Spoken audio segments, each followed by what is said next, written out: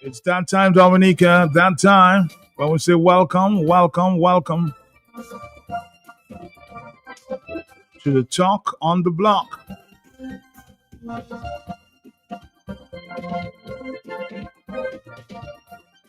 If it's on the block, we'll talk about it.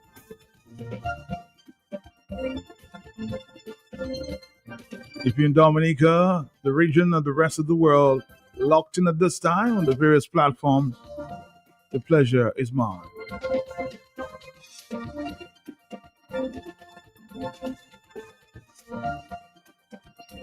We're going to take a break. When we come back, talk.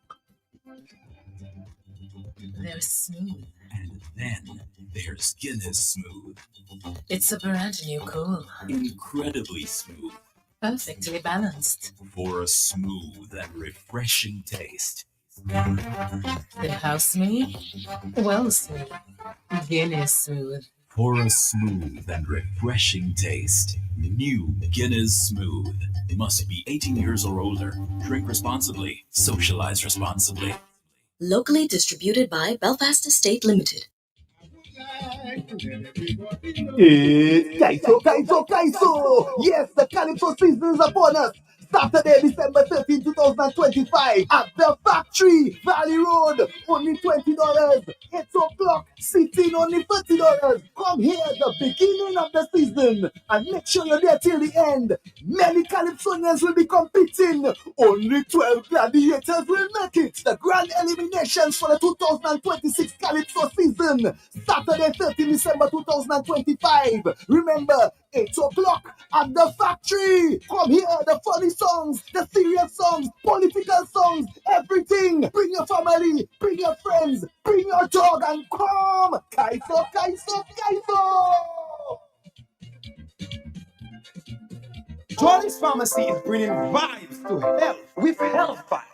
Health Vibes. Each and every Wednesday from 10 to 11:30 a.m. with your hosts, Trudy Kristen, and co-host pharmacist Jacinta Fagan and Leona Jeremiah. Education, information, and a bit of humor. And not forgetting lots of vibes. Jolly's Pharmacy is bringing health and vibes together with Health Vibes. So be sure to tune in each and every Wednesday on Q95 from 10 to 11:30 a.m. Jolly's Pharmacy, leading the way in healthcare.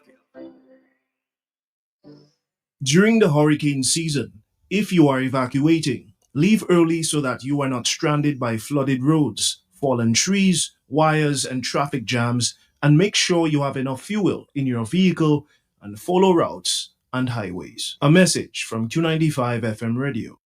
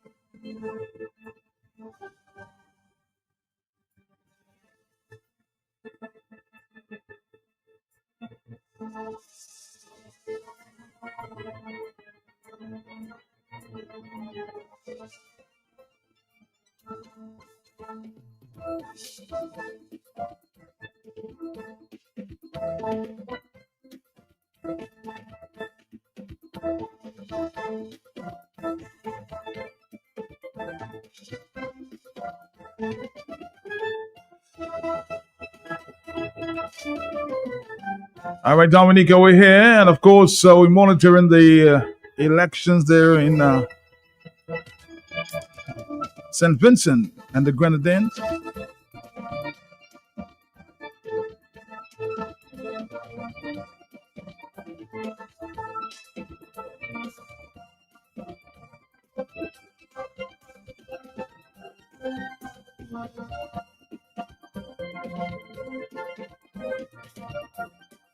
I just received a report that as Vincentians continue to vote in the general elections, a video circulating on social media shows that the ULP candidate, Carlos James, seemingly in confrontation with a police officer at a police station in North Wilden, near North Leeward. According to reports, James told the Vincentian Times, "It's a fight for democracy, and I will stand up for it. Agents sharing the same table was my objection. I go to another police station, and the police is telling me I can't be inside. I know the RPA, and I'm allowed inside for 20 or 15 minutes. James is the ULP candidate and won the seat in 2020. In the video, James is seemingly debating with an officer, and the people, you can hear people shouting on the outside, "Throw him out! He should not be here." So some confrontation going on there in St. Vincent. I'm sure you'll get more updates as we move along. James left after seemingly falling to the ground after the police tried to escort him on the outside.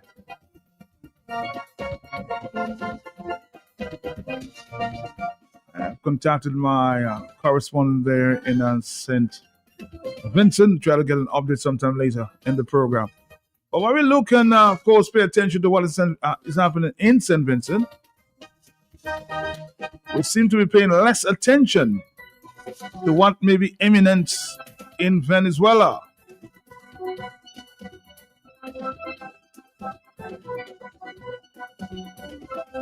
A war that our leaders should be talking about and preparing for the worst, if any. But apparently they've been very, very silent about it.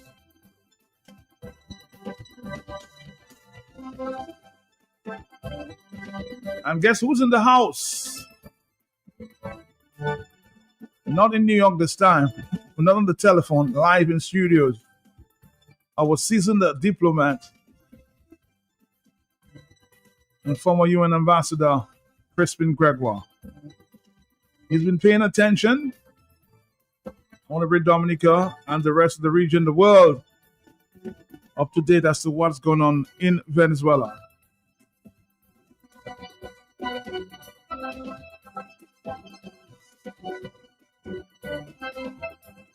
There's a lot of reports. I'm even hearing a report from Maduro, quote, that the U.S. won't be able to defeat Venezuela. We are invincible. That's a quote from Maduro. Oh, really? Well, let's say good afternoon to Mr. Crispin Gregoire. How are you doing, sir? How are you? Good afternoon, Matt. Good afternoon. And very pleased to be in the studio with you this afternoon. Good to have you, always. Good afternoon. Let me say good afternoon to all your many listeners across the many borders in the region and internationally. And let me say a happy Thanksgiving to the U.S. diaspora of Dominica. And don't eat too much turkey.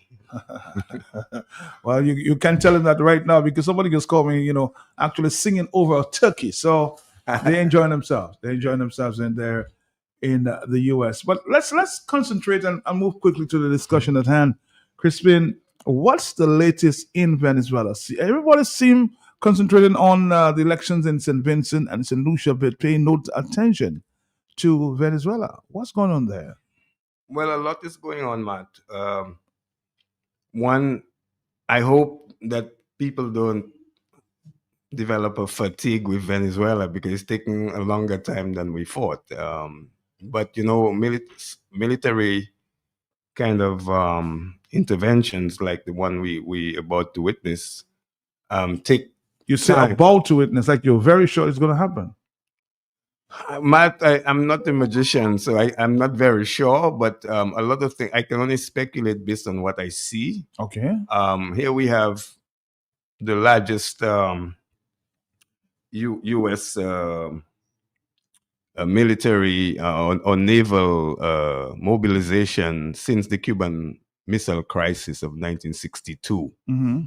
Of course, the U.S. has intervened in after that in the Dominican Republic in 1965, then in Grenada in 1983, then in Panama in 1989. Mm-hmm. And of course, before that, we know the role that the U.S. played in Chile in 1973.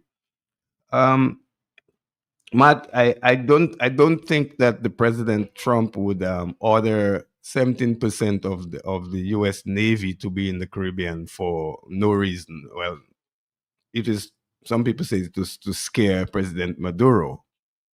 Well, there are much shorter measures you could take to scare him. So I think I can almost say that I believe the U.S. will intervene. I can't say they will. They might not. There are variables that we can talk about. But right now we have the aircraft carrier, the USS Gerald Ford.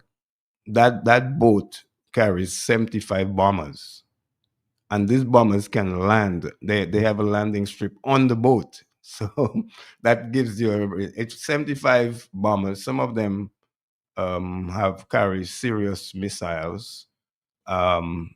What we don't know now is whether the U.S. will actually land troops on Venezuela. They might. It's possible that they might not do that, but they have full plans to do that. Everything is on the table, Matt. And including what frightens me is including assassinations of Venezuelan leaders. That's all in the mix. So it's we're heading into a dangerous time. I don't know now that we're heading into December um, and Christmas, all of these things that in the equation. Venezuela is a very Catholic country. And I wanted this afternoon to talk a little bit about what the Venezuelans themselves are doing because they are preparing for a U.S. intervention.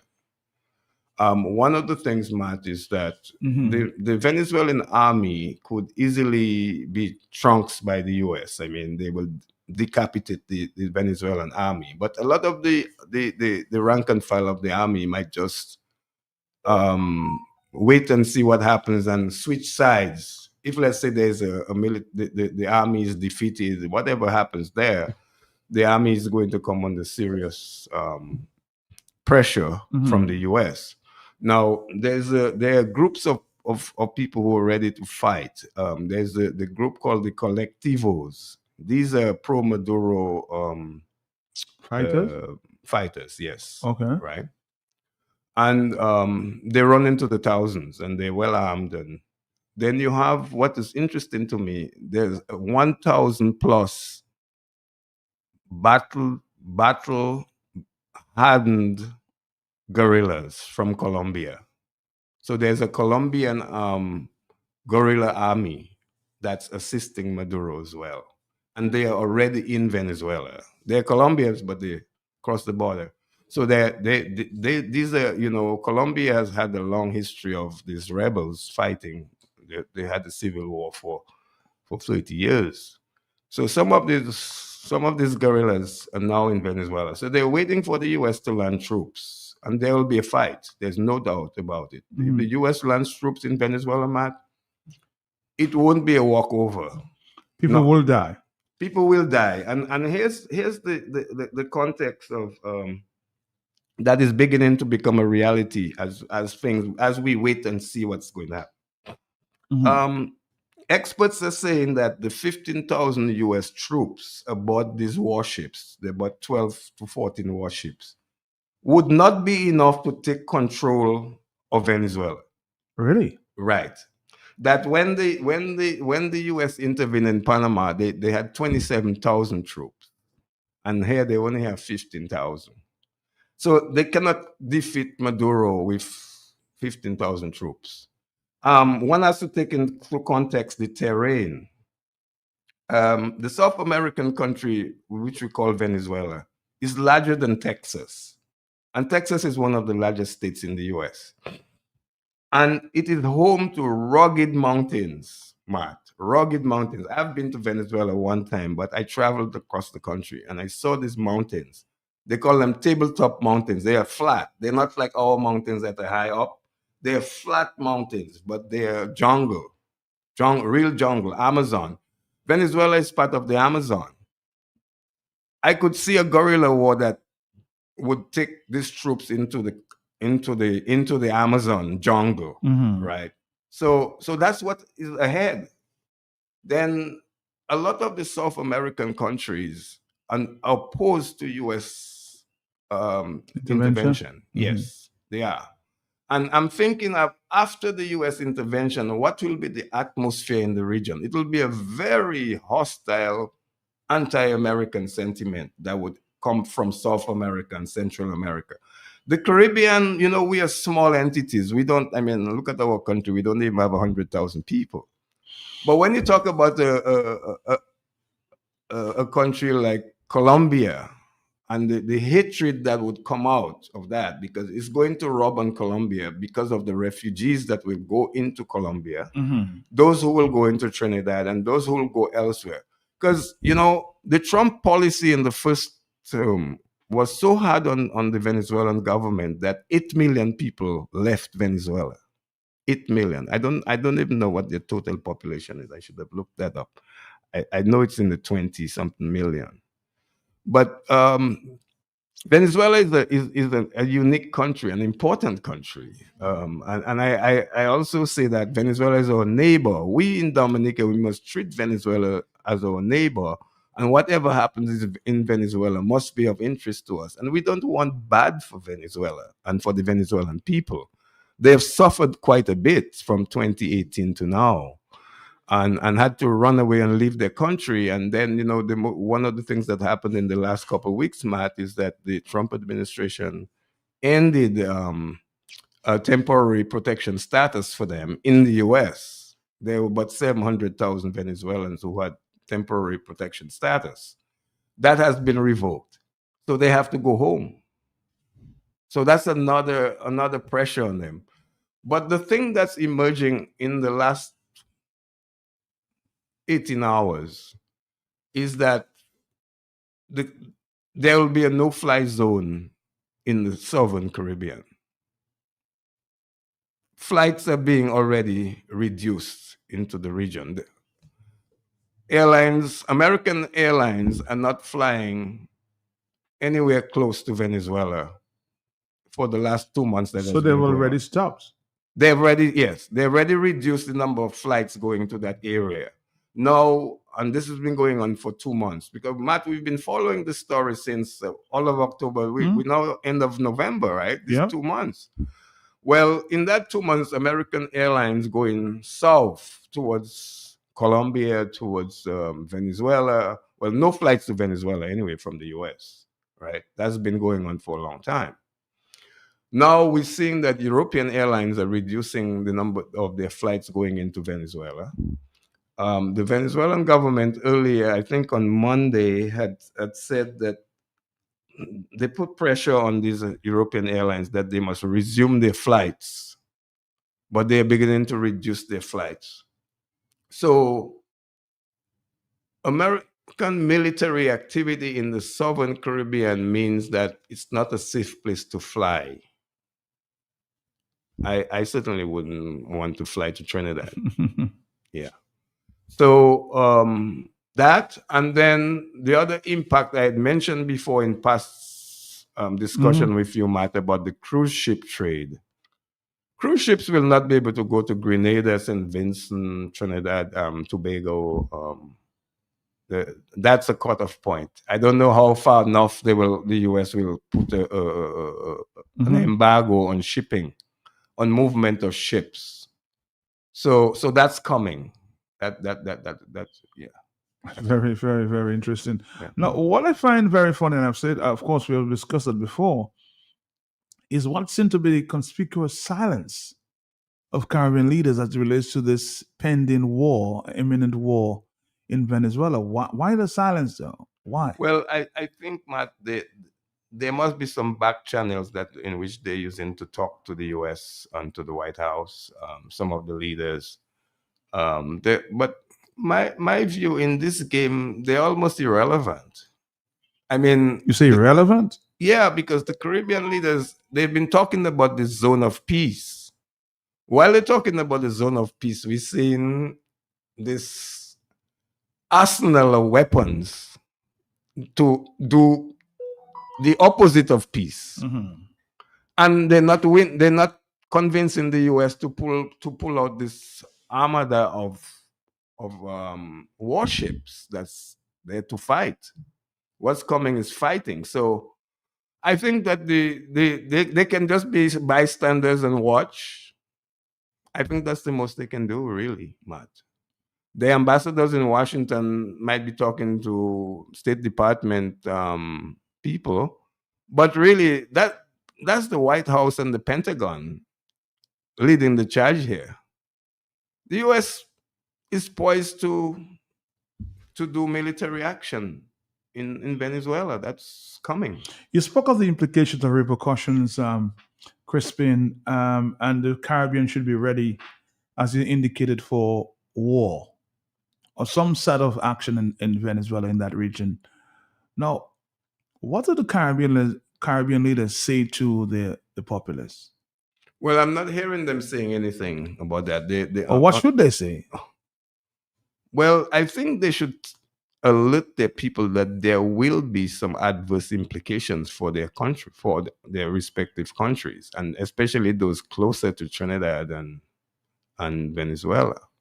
I can see impacts, Matt. I mean, fuel could slow down. I mean, if shipping is slowed down, Mhm. that means food imports from the US could be slowed down. How long this thing takes is a question that we don't know. That's an unknown.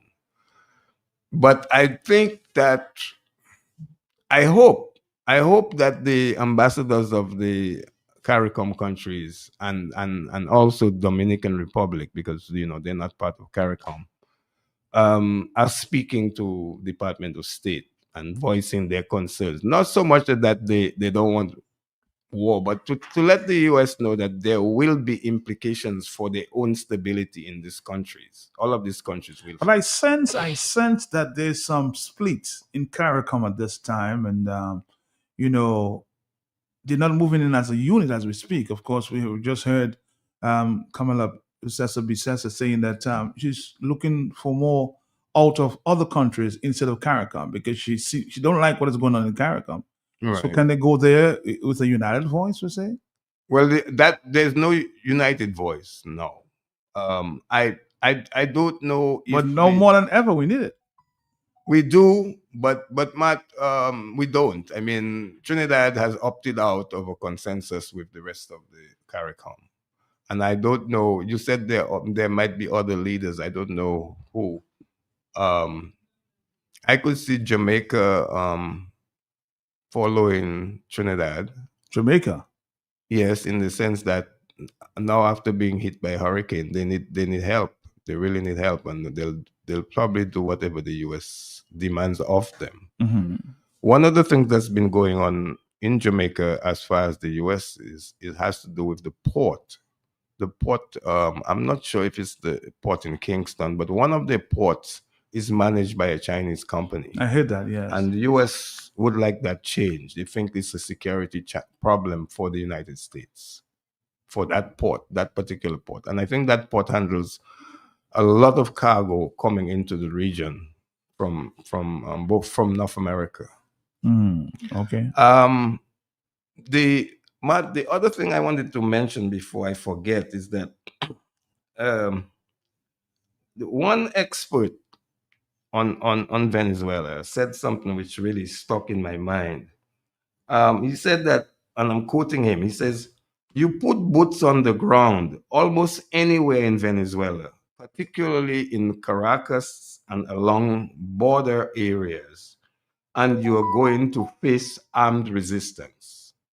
That's important. That tells me that they're preparing on the ground to face US troops. And knowing the Colombian guerrilla movement, they're not afraid of US troops. They've never been afraid of US troops. So there will be a firefight. If the US put troops on Venezuela soil, there will be a firefight, trust me. And, So we'll have some guerrilla warfare there. yes, and That's then what President Maduro has already said, they will retreat into the Amazon and let the Americans follow them into the Amazon. Let me take this report as you speak of that, because I'm hearing they're quoting Maduro that he says the U.S. won't be able to defeat Venezuela. We are invincible. Let's listen to this report. No obstacle in providing One quarter of the entire U.S. Navy is now perched off the coast of Venezuela, including the world's largest aircraft carrier, the USS Gerald R. Ford. Airspace is heavily restricted. Most flights into Venezuela are canceled. Only U.S. President Donald Trump knows what will happen next. I don't rule out anything. We just have to take care of Venezuela. As Venezuela's military shows off its own defenses, President Nicolas Maduro is openly daring the Americans to make their move. Hagan lo que hagan. However they do it, wherever they do it, they will not be able to defeat Venezuela. We are invincible, he told state TV. The U.S. will only say it's preparing a new phase of operations targeting the Maduro government, going far beyond the unprecedented strikes on alleged drug boats. The Trump administration has designated the Venezuelan Cartel de las Soles a foreign terrorist organization, accusing Maduro and his top officials of leading a sprawling criminal enterprise. Venezuela's foreign ministry rejects the accusation. Clearly, the designation of Cartel de los Soles is as a foreign terrorist organization is trying to further lay the groundwork and also to try to rattle and scare Maduro. The unspoken goal seems to be regime change, whether through coercion or by force. Covert American operations inside Venezuela may come first. Airstrikes could follow. Military analysts don't believe there will be a full-scale ground invasion. Right now in the region, we have about 10,000 troops. That's not nearly enough to engage in any kind of invasion of Venezuelan territory. Though Trump insists he's still willing to talk to Maduro, there seems to be little left to discuss. The signs all point to a decision that's already been made, with American troops massed and awaiting their final orders. Jackson Prosco, Global News, Washington.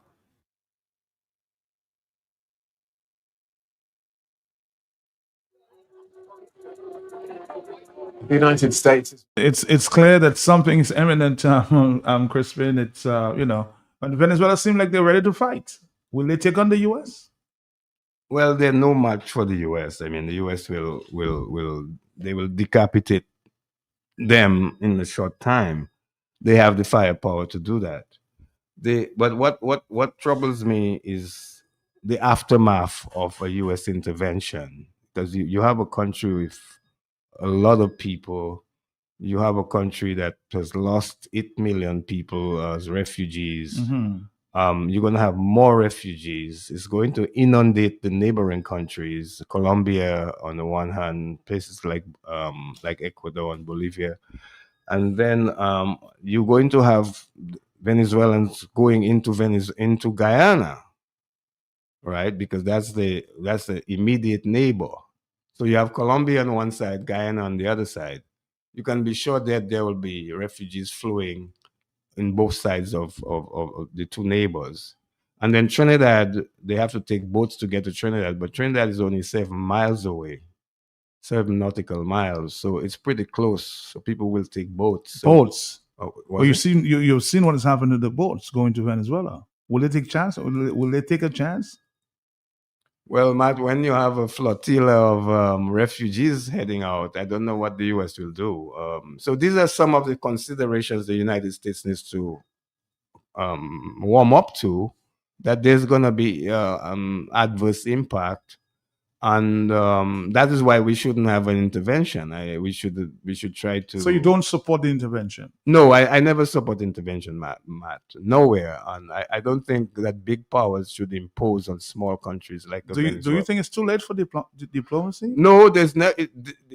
Diplomacy is always there and open. There are times when we go, diplomacy is no longer an option. I think we can still keep talking, and I hope that talk is going on. President Trump said that Mr. Maduro would like to talk to him, and he was open to that. As your report said, that we don't know, there's not much to talk about. On the telephone, are you there? Caller, are you there? Good afternoon. Yes. Yeah, I'm there. Can you hear me, Matt? I'm hearing you. Yes. Yeah, Matt, I have a different point of view on this. I don't know if Christian is going to agree with me. Okay. Matt, if the invasion come through, this is not going to be done like Trump was. This is going to be the Secretary of State, Matt Rubio. Because the reason I'm saying that, Matt, what Rubio want to do, as we say in Dominica, he want to dope out too. So if they could invade Venezuela and come through, that means they're going to they're choking the oil and gas that's going to be going to Cuba. And you know how Rubio hates Cuba. So I think that's what, it's about gas. And it's also about choking the Cuban government, our friends. I would like to hear what Christian got to say about that. Christian, is this about Cuba? Yeah. Very early in the pronouncements about and the amassing all of this force in the Southern Caribbean, it crossed my mind that Cuba could well be in that equation. And what the caller just said, it's important to understand Marco Rubio, who is I say is the second most powerful man in Washington. He's both Secretary of State and National Security Advisor. He's a Cuban American. He detests the government in Cuba. He understands that one of the lifelines of the Cuban government is Venezuela, and particularly oil from Venezuela. If they could shut that down, if they could bring regime change in Venezuela, it would have an immediate adverse effect on Cuba. It would hurt the Cuban government badly, and could really bring them to their knees. So, and who knows, with that kind of armed force, they can invade Cuba.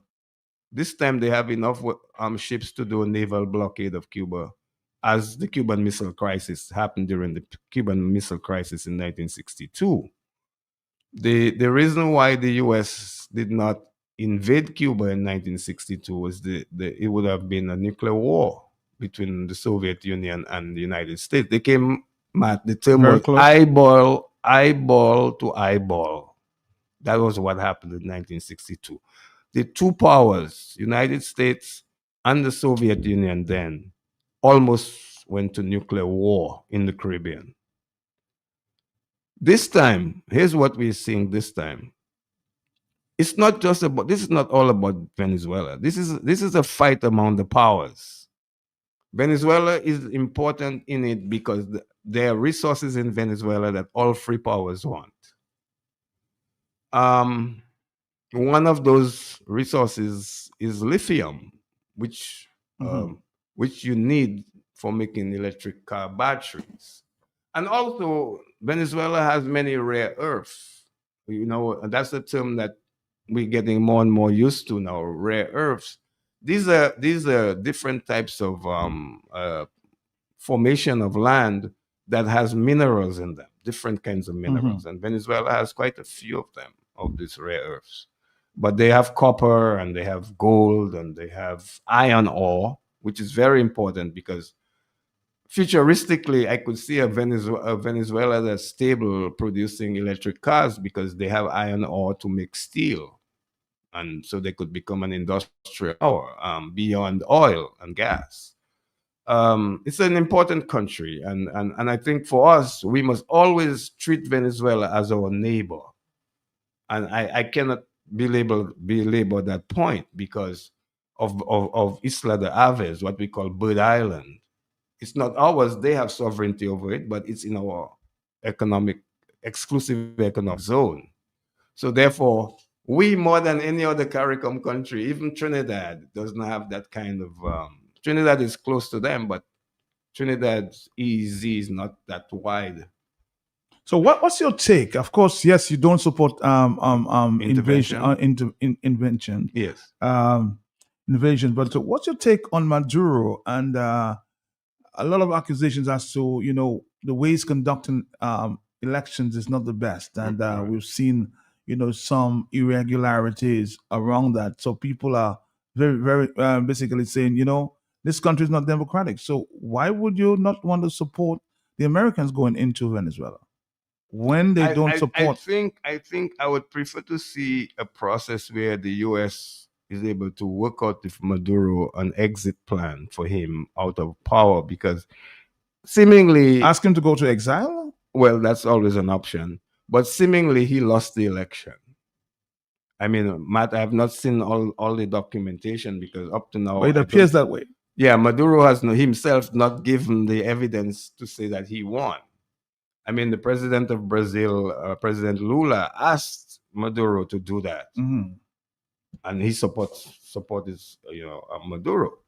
The thing is that I mean, seemingly, it looks like Maduro lost the election.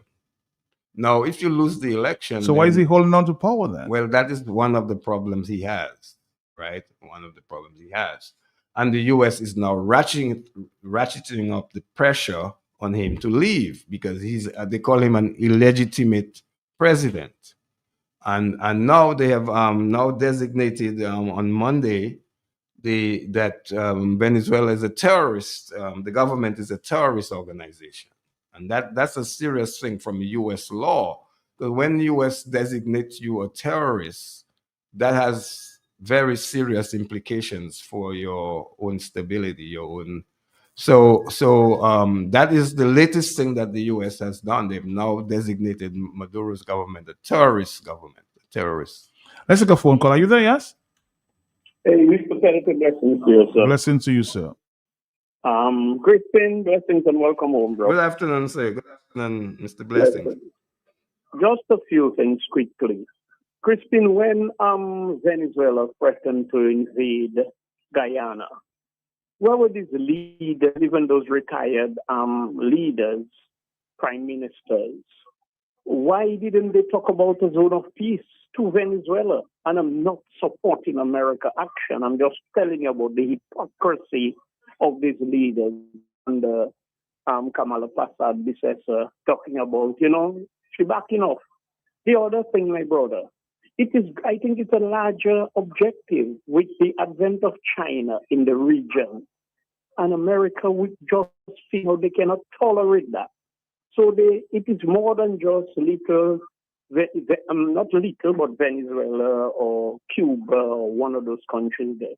America just want to say, yo, we are not dead. Even losing Afghanistan, we're losing Iraq or wherever the thing. I think it is a greater thing. And you said something, why the Caribbean leaders, I think Matt asked you, are not educating the people? Town hall meetings and things, go in the rural areas, talk to farmers, talk to vendors, talk to different people, particularly where sustaining ourselves are concerned if something happen in the region. Thank you. Yeah. Okay. Well, clearly there's big power rivalry here. Russia and China have filled in the vacuum to some extent after the US put serious sanctions on Maduro going back 2018.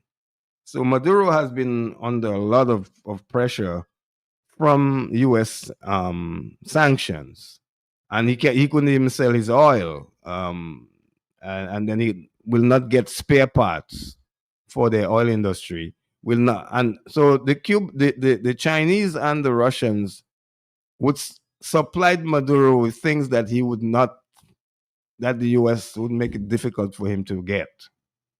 And then there's also another country who's also involved is Iran. There's an Iranian angle to this, right? But I would say it's more the Russians and the Chinese that the US is concerned about in there. And I think, and Matt, one of the reasons why I really believe that on the Russian side, part of the flotilla of weaponry and ships, submarines. I mean, there's nuclear submarines in the waters as well. So clearly, maybe the Russians and the Chinese have submarines in the Caribbean Sea, and the U.S. plans to destroy them. I don't know. I'm just speculating here, but all of those things are possible. Somebody saying, Matt, I understand Ambassador Greg was concerned of Venezuela's defense. You must note that the U.S. war strategy since Panama is different and more modern. So they don't need 25,000 soldiers like Panama. And also, other leaders who were targeted also talk the big talk, but they just don't have what it takes to defeat the U.S. A diplomatic solution is the best for the region at this point. No, I totally agree about the diplomatic solution. I think that what the other Caribbean countries have failed to do, Matt, is to tell President Maduro, well, partner, if you lost the election, you should consider leaving the presidential palace. And I think that it's always better to have a diplomatic solution, Matt. Not because I was a diplomat and but I don't like war. That's one, because war brings on other problems that are unforeseen by the people who plan war.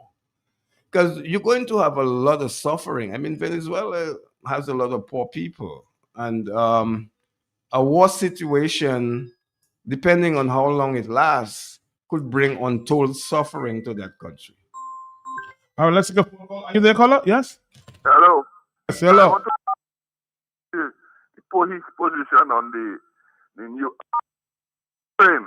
Nobody is talking about Ukraine. Russia went in there, they annexed Crimea, and they just don't want to leave. None of the others are saying anything. Talking about that. What the problem in Ukraine? The Africans are giving them Israel here and Ukraine. Yeah, well, I mean, again, and it's an example of a major power intervening in a neighboring country. So typically, major powers do things that's in their best interest, and that's what Russia and Ukraine is all about, their national interests, and also the reason that at the end of the Cold War, the Russians had said, don't come 1 inch closer to our territory, and they had won. So the Ukraine problem could have been averted, but we are in war. I mean, we're going almost 3 years into this war, and it should come to an end. I just hope that we don't end up in another war with Venezuela and it becomes a prolonged conflict, because it has the ingredients for it to become a prolonged guerrilla war conflict is real. The world's will is up, and the Americans. What about the Russians? What about the Russians? I didn't get What about the Russians in Ukraine? He says, what about the Russians should pull out of Ukraine. I believe in the territorial integrity of Ukraine as a country, and I think that the time I don't know. I mean, the President Trump has put out a so-called plan for Ukraine, and I don't know if that's going to bring about a diplomatic solution. It's a very complicated reality that we have with Ukraine. The Russians are not going to pull out of Ukraine just like that without getting the territorial concessions, and that's a huge challenge. And let's see if President Trump can play a leadership role and bring a peace outcome. But I have grave doubts, especially if Ukraine is going to lose a significant amount of territory. More telephone calls are coming in here. Let's see if they get this. We can take this one. Are you there, caller? No. Let's try this one. Are you there? Yeah. Good afternoon. Good afternoon to you. Yes. Yeah. I mean, I listened to the discussion, right? And it really irks me because people keep talking about Maduro this. Nobody's telling Trump you need to keep quiet and be with seven, leave the people alone. Who gives Trump the authority? Who or whatever gives him the authority to decide who should rule Venezuela? But nobody's saying nothing. All they talk about Maduro lost the election and need to go. I'm not supporting Maduro, but what I'm saying, look, we have to look at this thing holistically. Who gives Trump the authority? Look at what happened in the States. He gone mash up the Capitol building. He should be in jail now, but that is the system. It's protected because he's president. No, he come into the Caribbean and claim Maduro shouldn't be in government. But that's nonsense, and nobody's saying that. When they talk about Maduro should be somebody else. Trump has no authority. Who gives him the right? Who gives him the right? I totally agree with you, but there's one thing that you're forgetting, and that is there's such a thing as might is right. When the United States decides to intervene in any country in its backyard that it has deemed a threat to its national security, it's just going to act. Are you there? But they can't do nothing. As somebody said, they can't do nothing in Russia. Right? And China. Then it's where they have to go and exercise their might and their might. You want to go to Venezuela and do what? And is Venezuela not the problem? China and Russia, the problem, they can't do China and Russia. You see? But they want to flex in muscle. Who gives Trump the right and what? Gives him the authority to decide who should be and who should be what? Look at his own country. Look at what he's doing in America. Look at what Trump did in America. And he wants to decide who run, who what? This is just fool. And nobody saying that. Everybody figured well, might is right. Might is right, yes. But one thing you must understand too, Mr. Berger. There's a higher power. There's a higher power. Has not stopped the U.S. interventions going back to the last century. So you see, when we talk about global politics and interests of powers, we have to be real. There are things that we wish should not be done, and then the opposite of what we wish should not be done is what happens.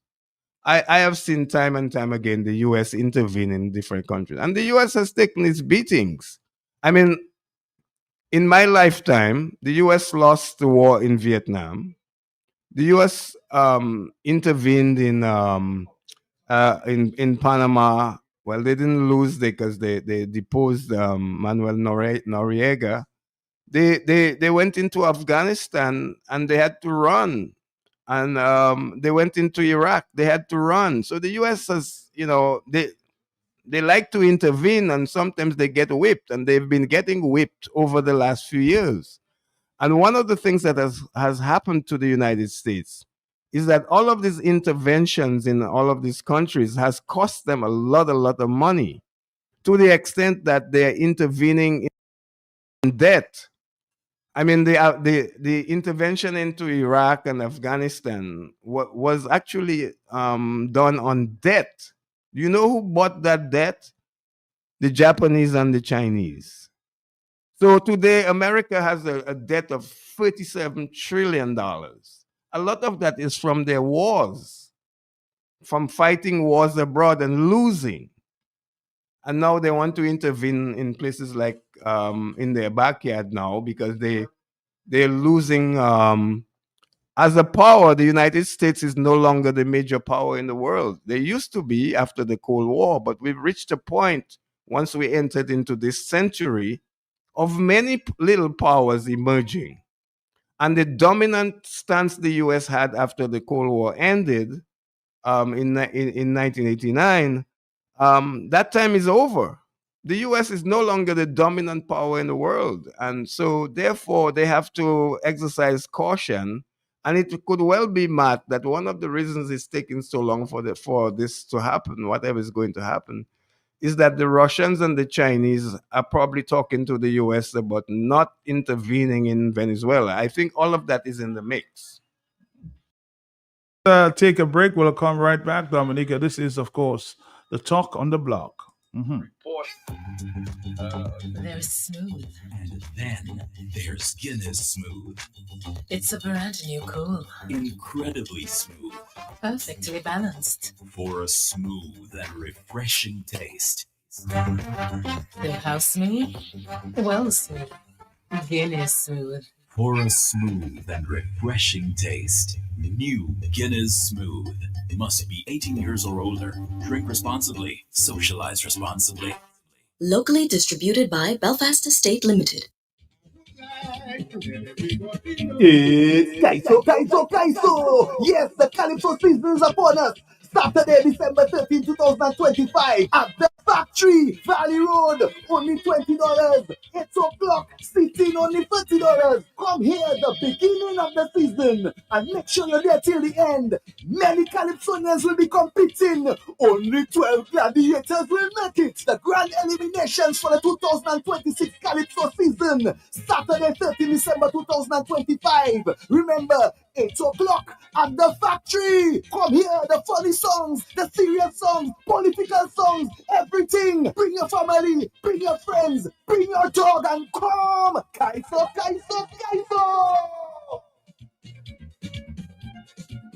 Madam Boboy Madi, Laupali, Idipoti Rice and Company. Yele Rice and Company, the only company I know with Rice was cooking water and back and neck. Now with the last valley short, I said Bryce. In the old plus level where you have a roofing material and seamless guttering. Yes, 24 gauge governors, all colors. Ever open Nipu gas peel agent, they program the computer to give you the exact size you want. And the seamless guttering, aluminum, that can better withstand the elements you have in an easy way. So no leaking after a while. And so much more. Rice and Company, the app by 8 bank close to the old mill at Enfield. Telephone 617-2468. Just received Able Farm evaporated milk, delicious and nutritious, rich and creamy. Perfect for all uses, for drinking, for tea, coffee, cocoa, punches, juices, cooking, baking, ice pops, and ice cream, and everything else. Prices start as low as $1.55 per can. Able Farm evaporated milk. Available in 2 varieties, each in 2 sizes of cans. Able Farm evaporated milk. Available wholesale and retail at Esar Trading Limited.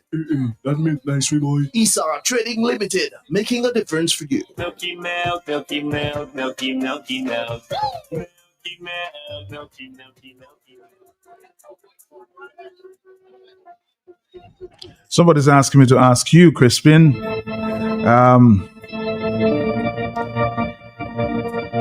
Where does Dominica get its gas from?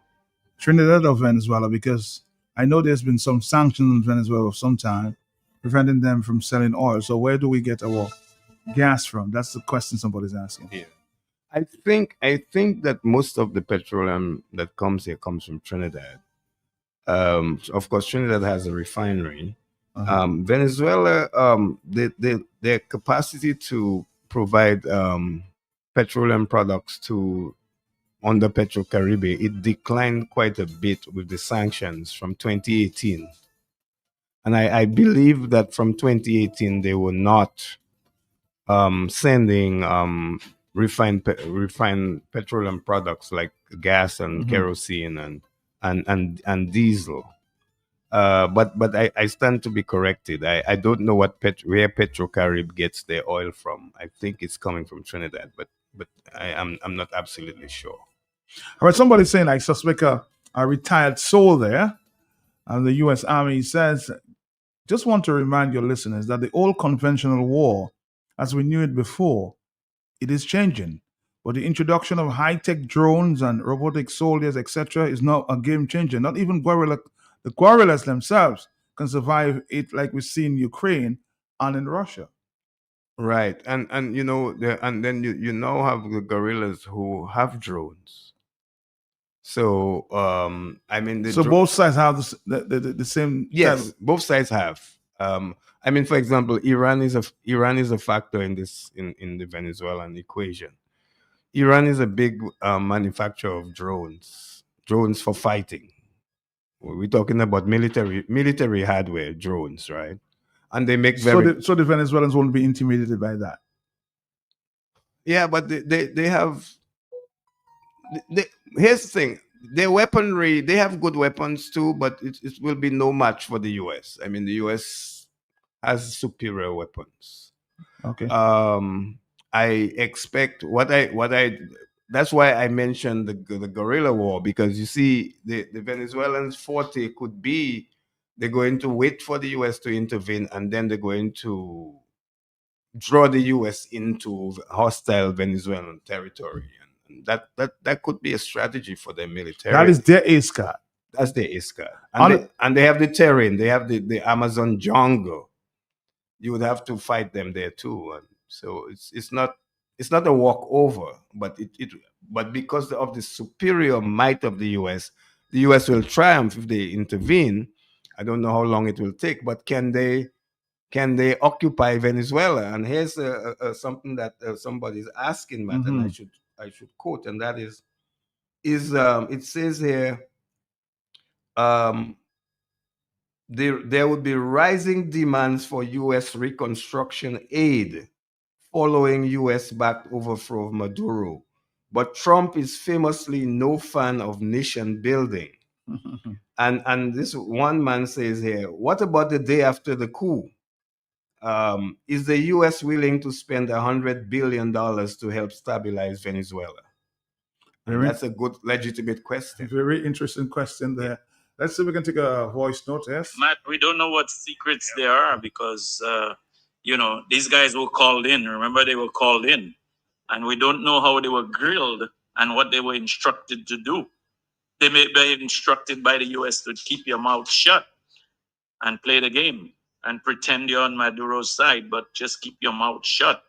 And we have our own deal. We don't know. We don't know. This war is dirty business. And there's the famous saying, the first casualties of war is the truth.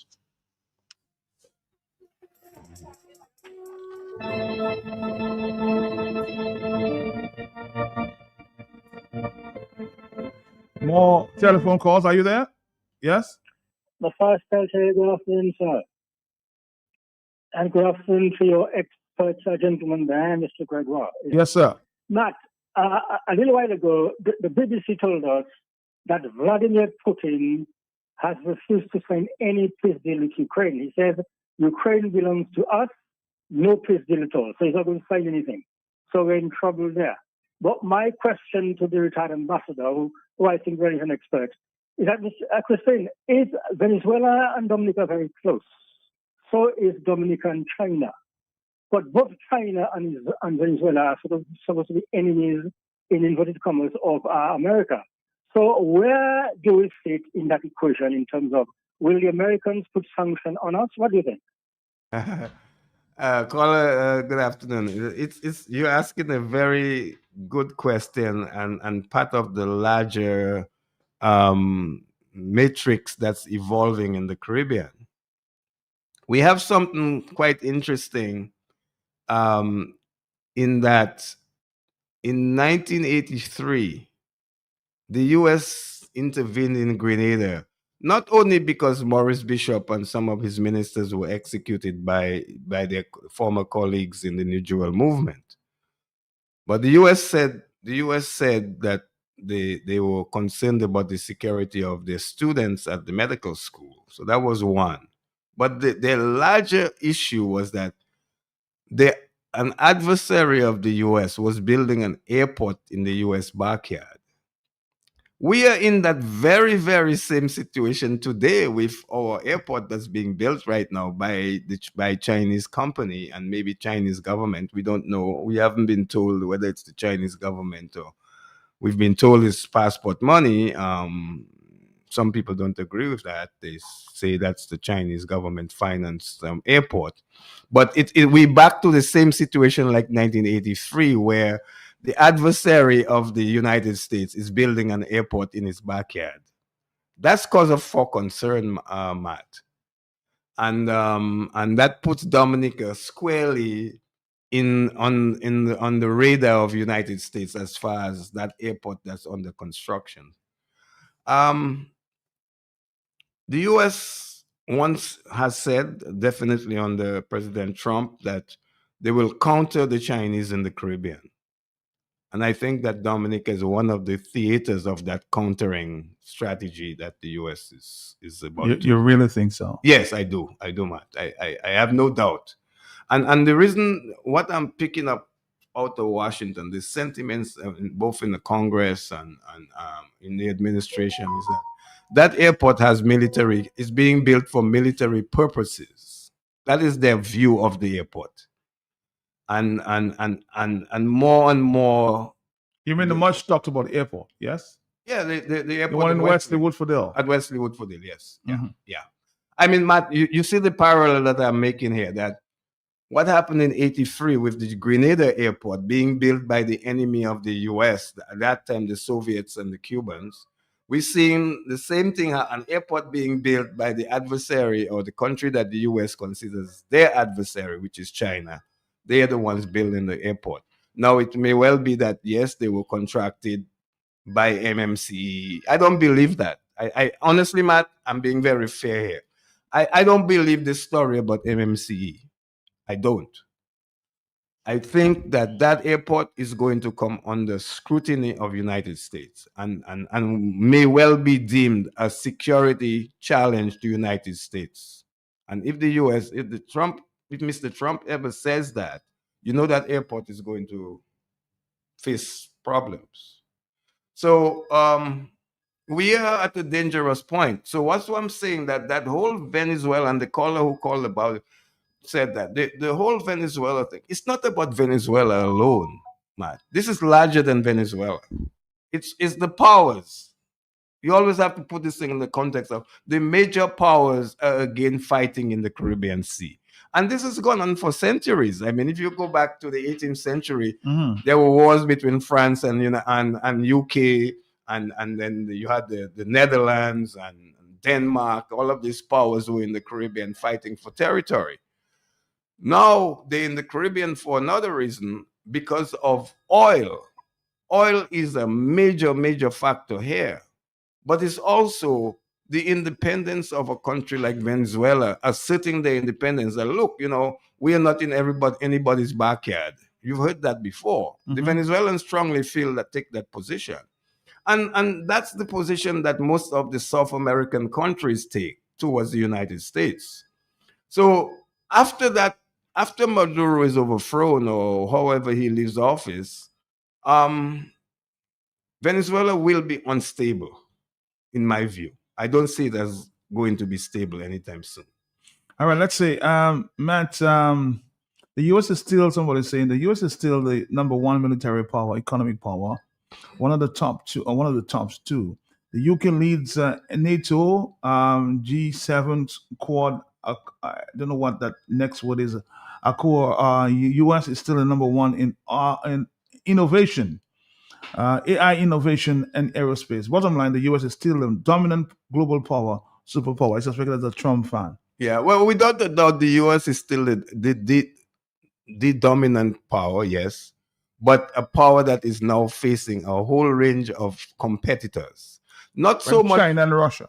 China and Russia principally, but you have a group of countries called the BRICS.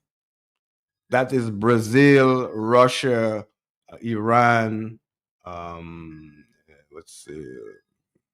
I can't remember which one is C, but South Africa is one of that. The BRICS, and now this group of countries has grown. They started about 5 countries, and it's grown to about 11 or 12, and they have some that will live in that block of countries. That's half of the world's population.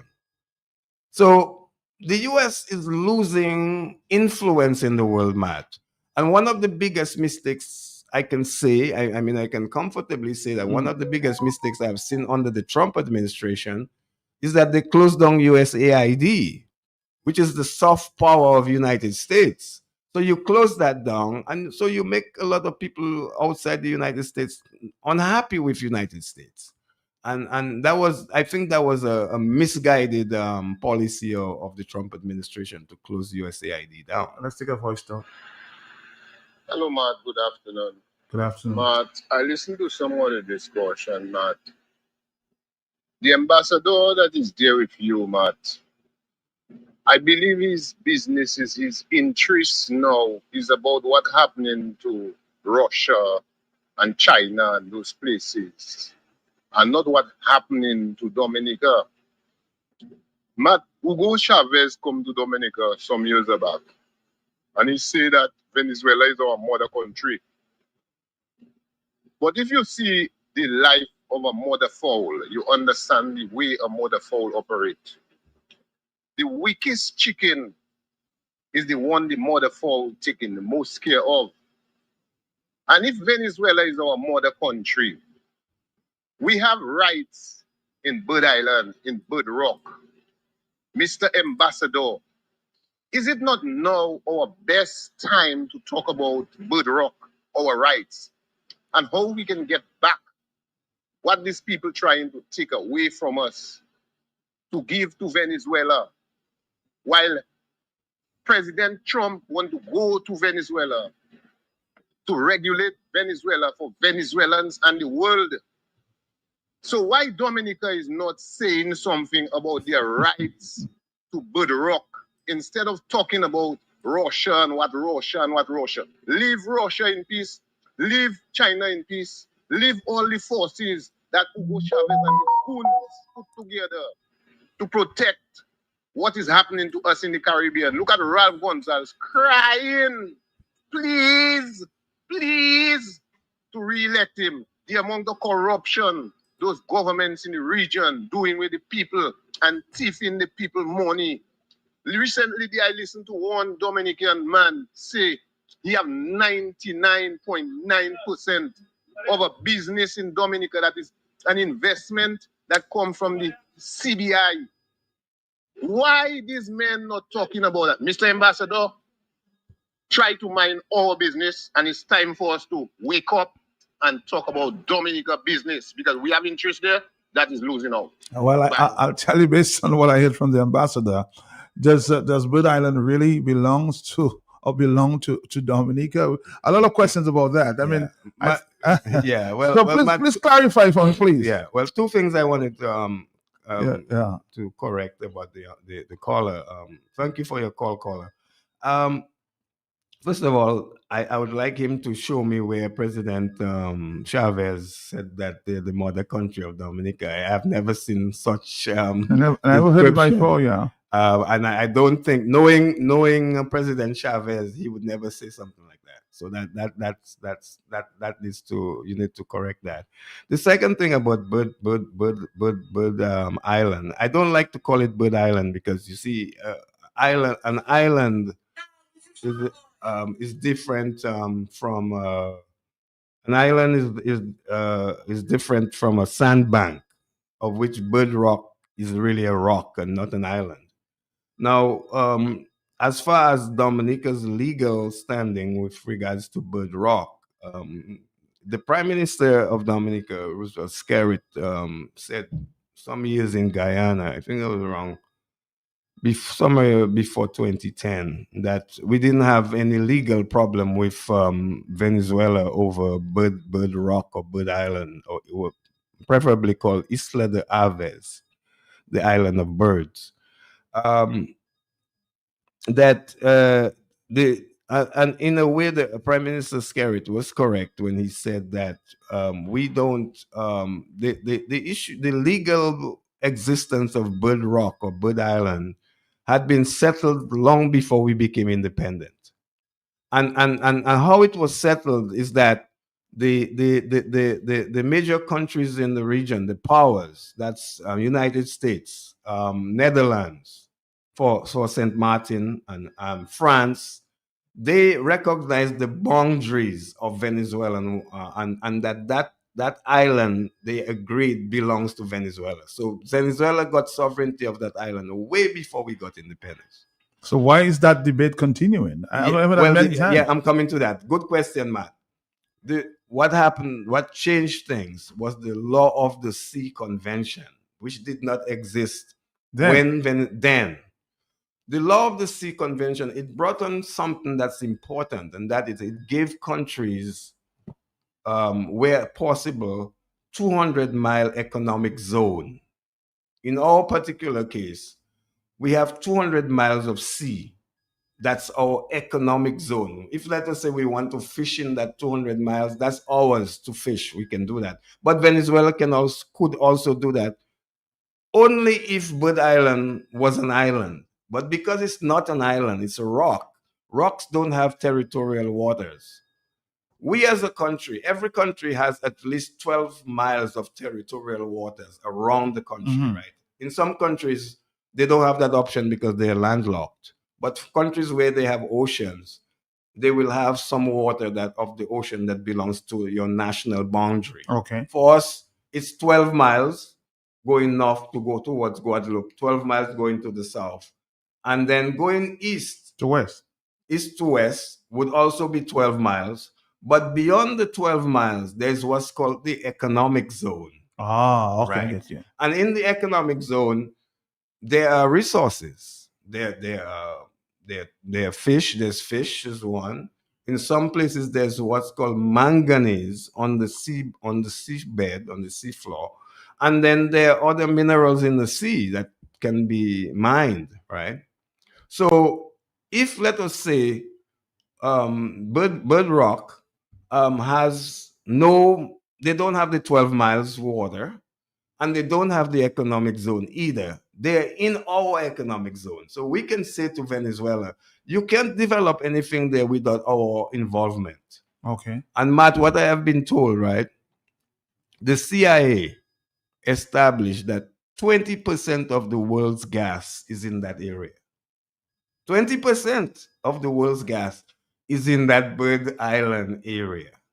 Now, if that were to be exploited, we as a country, Dominica, would have an interest in it. Right now, the ownership of Bird Island is in the hands of the Venezuelans. They even built a naval facility there, and they're chasing boats from coming around there. I'm told that top officers in the, Yeah, in the the parties Navy, there. yeah, they have weddings. They have weddings there. So they built a naval facility on stilts. Now, that's one of the things. The Americans could chase them out of there too. So there's that possibility can happen. A lot of clarifications there. A lot of questions have been asked about Bird Island. So I'm happy that the ambassador, of course, tried to clarify, the existence of Bird Island and who's actually the owners. Yeah, the of sovereignty is on the Venezuelan sovereignty, and that will never change. And Matt, when I went to Venezuela, while President Chavez was still president, he had invited the ambassadors of CARICOM in New York to Caracas.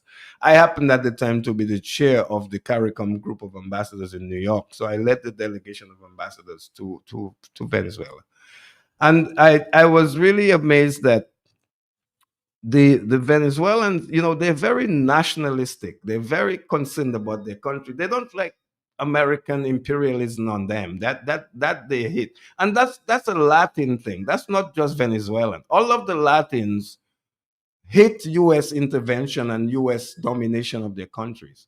Now, the caller before mentioned that what Trump is trying to do is to help to bring democracy and all of that. Well, even under Chavez, it was quite democratic. Chavez won by an election. When they saw Chavez was winning, they tried a coup to prevent Chavez from winning, but he prevailed. And what he did, which was instructive, is after they tried to overthrow him, and then they had to bring him back. The CIA was involved and all of that. And Chavez changed the constitution. And 60% of the population supported the new constitution. So Chavez had overwhelming support. And then what he did, and that is why he was hated by the Americans, and they hate Maduro for that too, is that they kicked out the foreign corporations that own the oil industry. Kicked them out. And they were mostly American. On the telephone, I don't talk to me. Yes. We missed that call. Are you there, caller? Sorry about that. Yes. Just quickly, Doc, let me say something. These Caribbean leaders, do they take that serious, how volatile or explosive that is? You have Russia and the China that may have submarines submerged in Caribbean waters. Boom, one being torpedoed. What is going to happen, Doc? Do you think everybody will just go and sleep? It can provoke a non-conventional intervention by Russia, China, or America. And these leaders, maybe they're preoccupied in still in elections because, in the whole region is election time. Even in Dominica, we're anticipating elections. So no wonder they're not paying mind to what is happening in Venezuela or in the Caribbean, generally speaking. These people are sick and they're busy stealing elections and monies and land and everything. So they don't care about Venezuela. They don't care. I like Kamala Passad defense, although I criticize her in the initial stages. Thank you. All right, let's see. I think we can take a phone call there. A WhatsApp. Somebody says, I'm not reading your message. There's so many messages to read. You don't understand. Matt, the airport is not an airport designed for civil aviation. The airport is a military base, and the beach is at Londonderry is there for the port. U.S. authorities are watching that very closely. For 496, that's what somebody's saying that it's not for commercial, it's or civil aviation, it's a military base. That's what somebody's expressing. I can't confirm that though. Yeah, there are a lot of things about the airport we don't know because we haven't been, as a country, been given much information about the specifics of the airport, and one of them is the whole question of the environmental, social, and impact assessment. And I know that there's litigation now about that. I would, I certainly, as a Dominican, would want to know more about the airport and its and what's going to happen when it's built and who will run it. And we've been told that there would be no debt profiles for Dominica when that airport is built. Let's hope that is the case. And a question of who's going to manage that airport after is one that is unknown. So. Whether the people who are building it will be the ones who will run it after the Chinese, these are questions that we don't know the answers to those things. A voice Matt, note. Hold good on. afternoon. Good afternoon to you, I'm sir. listening to you and Crispin, and somebody called and said that we should worry about Russia and this one and that one. That's fine, but in the real world, I would like Crispin to expound on that airport that not an airport, but a Deepwater Harbor just opened in Latin America, where a lot of businesses is built by the Chinese, and a lot of businesses in Latin America are now bypassing California ports for the import into Latin America, which has taken a lot of businesses out of America's port and is now carried from China to Latin America. So the influx of the Chinese in Latin America is going to create a problem for the Caribbean, because don't forget, we in the Americas. We say the Caribbean, but we are in the Americas. So ultimately, it's all what Crispin is saying. It all has to do with geopolitics. Not just the oil in Venezuela, but the geopolitics. Matt, I'm listening. All right, so I think somebody seemed to be opposing what you said about the airport in Dominica, and he's saying there, Crispin, the Chinese is building a port in the Bahamas. So what are you talking about? The Chinese is all over. I suspect this person don't even understand the implications. Well, yes, they're building ports all over but the point is that Dominica is in the middle of the Caribbean. The Bahamas is almost next door to the U.S. The U.S. is looking at the larger picture of the region and who is doing what. Now, one of the things about China in the region is that it's not all the countries of CARICOM that China has diplomatic relations with. They don't have diplomatic relations with St. Vincent and the Grenadines, St. Kitts, St. Lucia, the Free Saints Islands, and then Belize and Haiti. Those 5. And I believe the U.S. will encourage those 5 countries to remain with Taiwan so that there's not a winner takes all for China in the region. But of course, China has nine countries they have diplomatic relations with. On the telephone, are you there, caller? Yes. Yeah, just quickly, Crispin, something you need to take into account pertaining to the Chinese said, Matt, you need to get that clipping. The Chinese ambassador to Dominica said, they give us schools and they give us an airport. Matt, it's on the record, that Dural guy, not Loftus, praised the Chinese ambassador, claiming that they give us an airport and they give us schools and they give us roads. So check it out. to see who airport it is and who is funding the airport. Thank you. Yeah, I think I remember that. That one, I don't know. Blessings. I can only go by what the government of Dominica has told the population, and that is that we would have no debt after the airport is built from money from the CBI. I don't believe that, because what will happen is that for you to build such an airport with CBI money, you would have to sell more passports than the total Dominica population. On the telephone, 449. We don't have too much more time. We have a stop coming up. Are you there, caller? Yes. Yes, Mr. Crispin, good afternoon. Good afternoon to you, sir.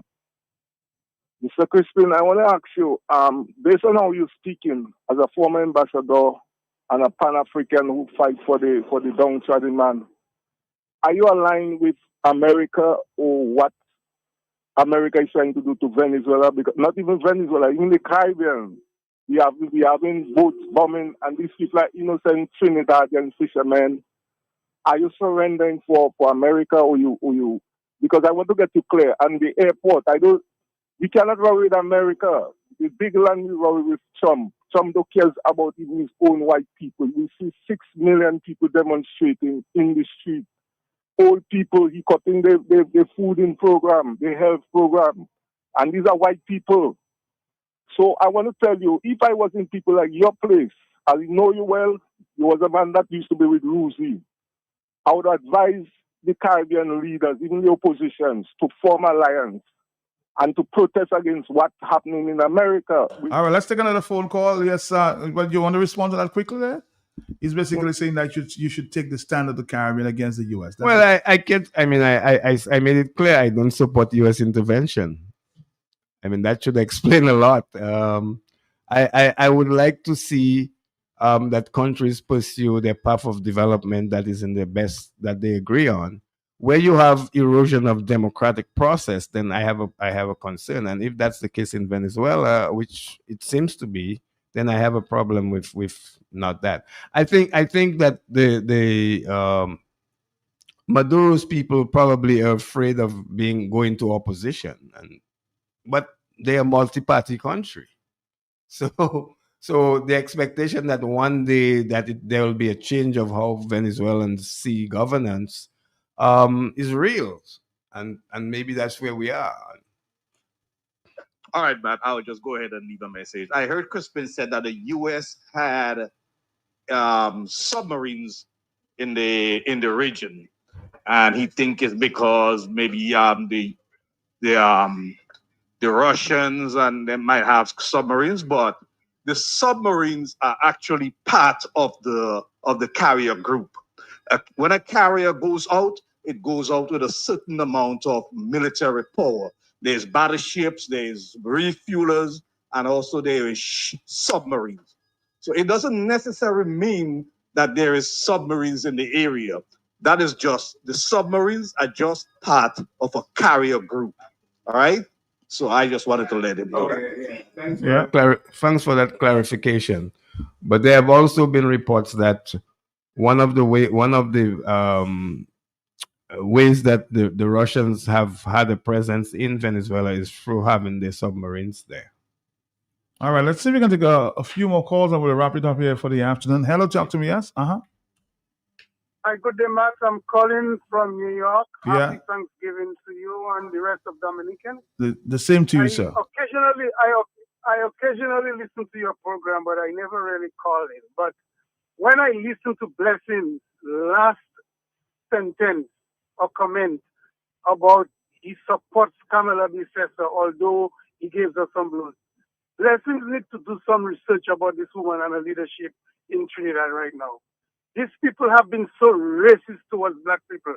You know right now what they're doing in Trinidad?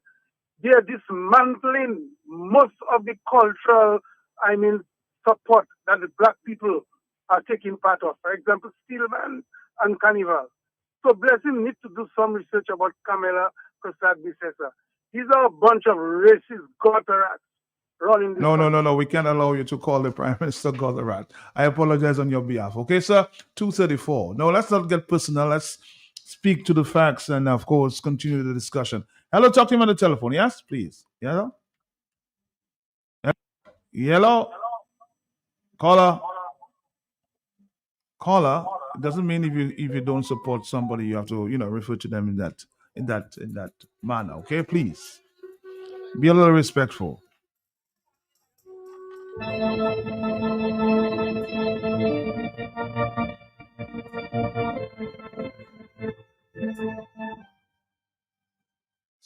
Before you go, can you just chime in on what you see happening in the Caribbean? It appears that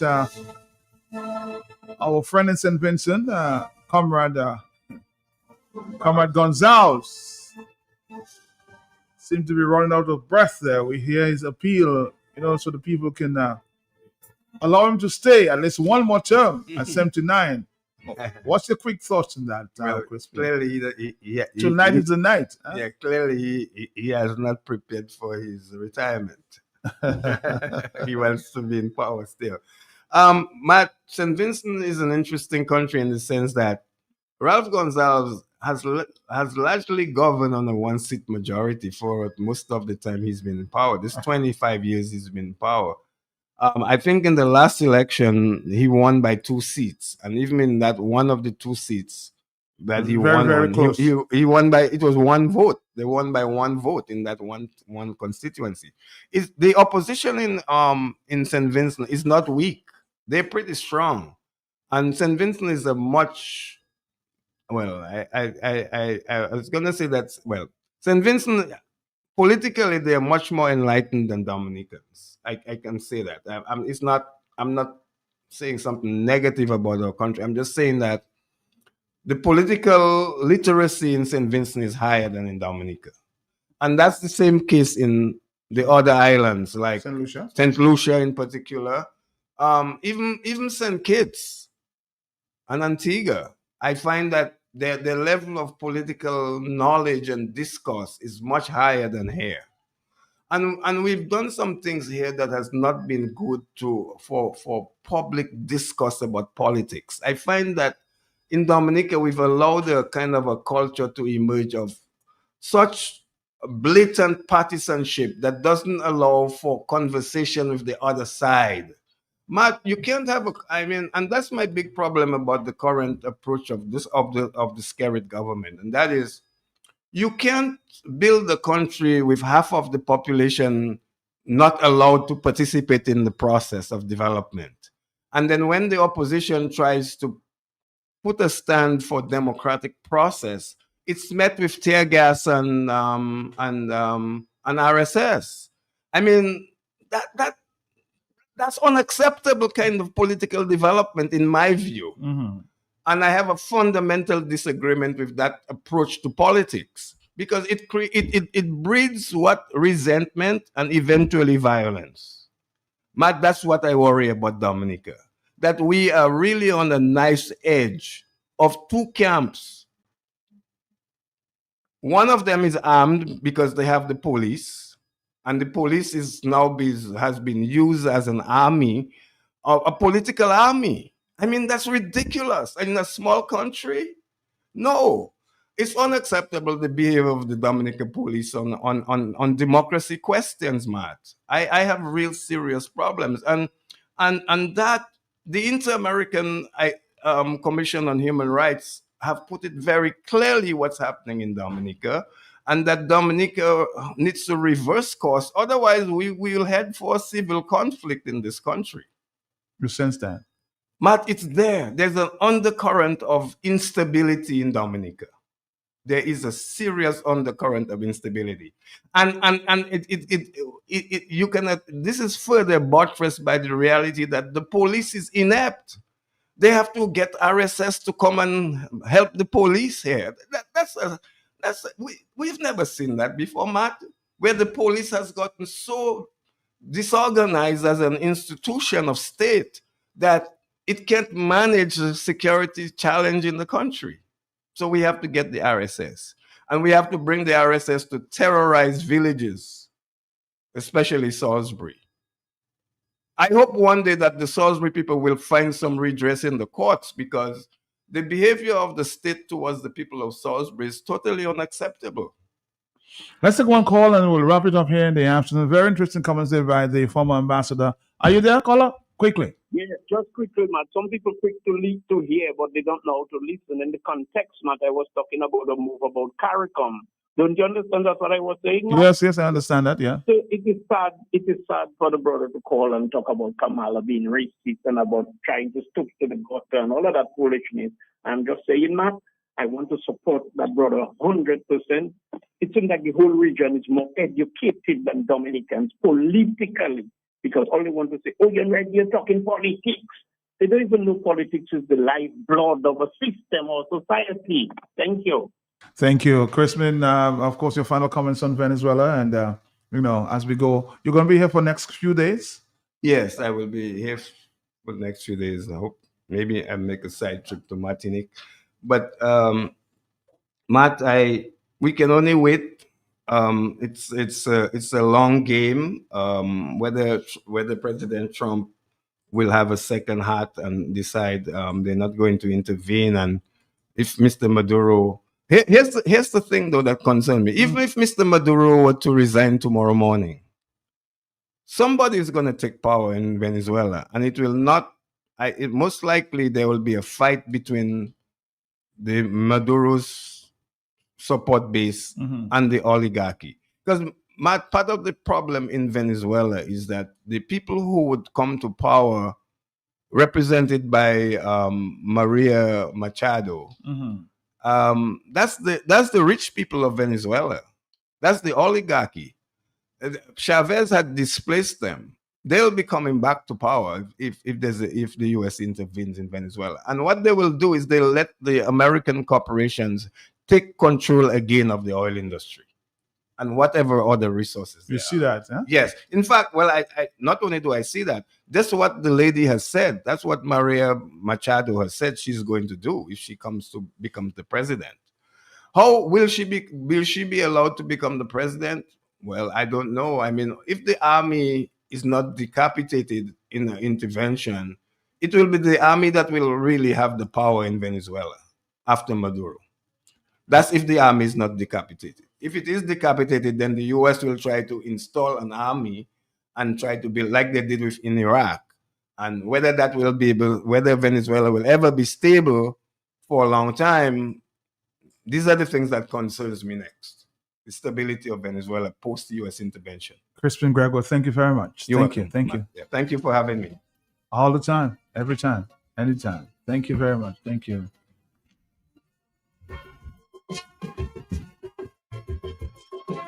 The war will go on, huh?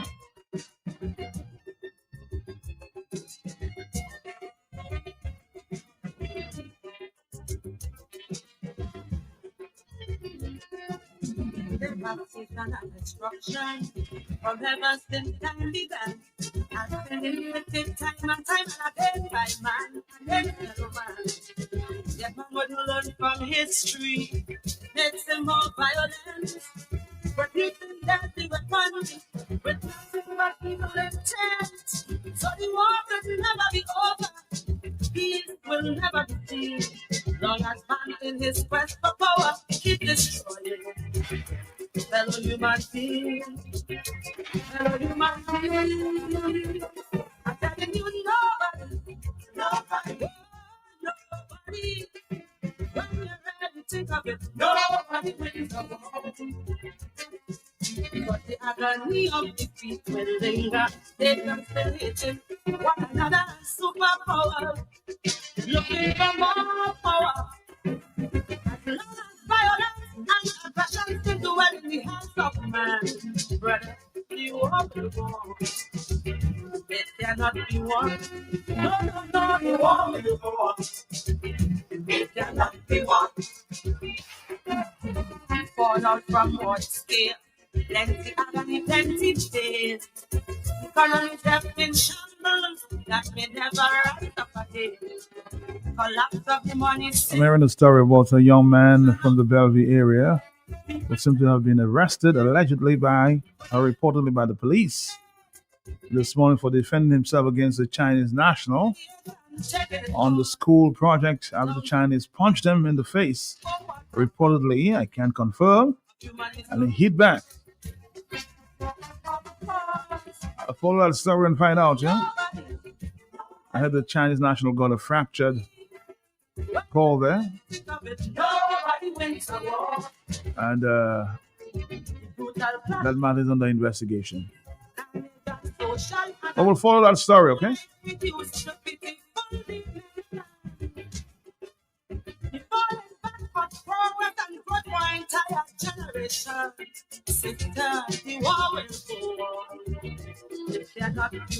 Mr. Crispin is very right on the political maturity in Dominica. That's concerned. I've made that observation a long time ago.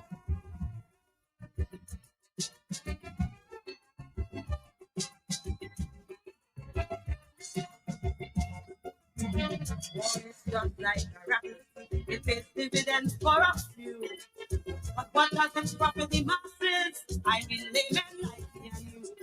While the leaders train their chest pain, using the masses as fun with political propaganda.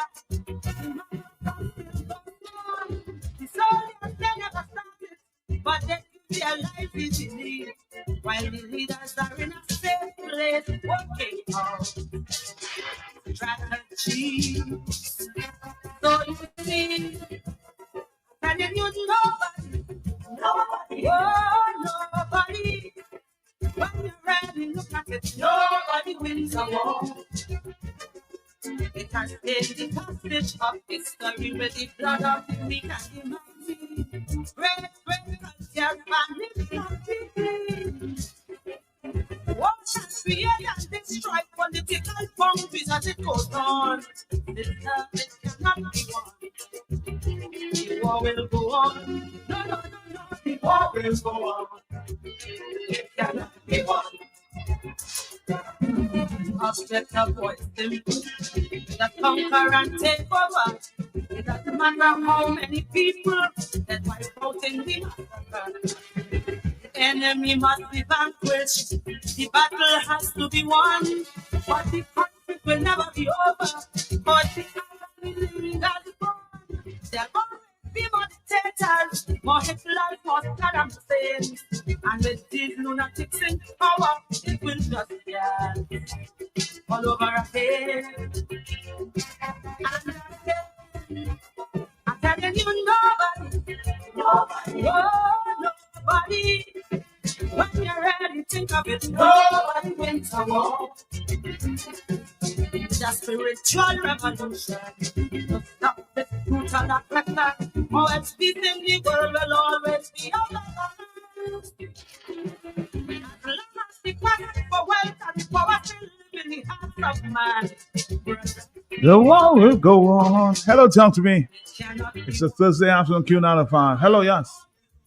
Matt, I was watching Roosevelt carriage in Dubuque of grandbaby, and he was checking the houses. He been there for so long, and they were standing there. Mm-hmm. I heard him say, it just come on my phone, and the guy doesn't look for carriage. I heard him say he's going to look about it to distribute it just now. Maybe election is in the air too? I don't know. That's his constitutional right to call election any time, right? What is a fair thing?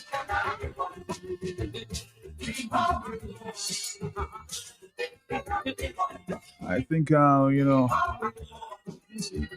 was invited to participate in that journey this morning, but time is of the essence, huh?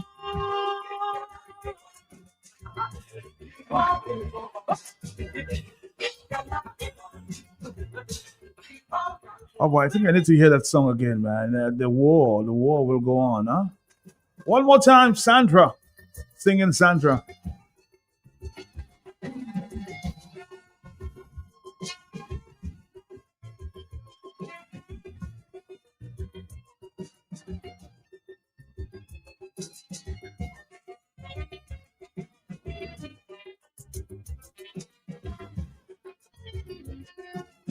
Devastation and destruction from heaven since time began. I've been limited time and again by man and then another man. Yet man would learn from history. It makes them more violent. At 2:49, hello, talk to me, yes?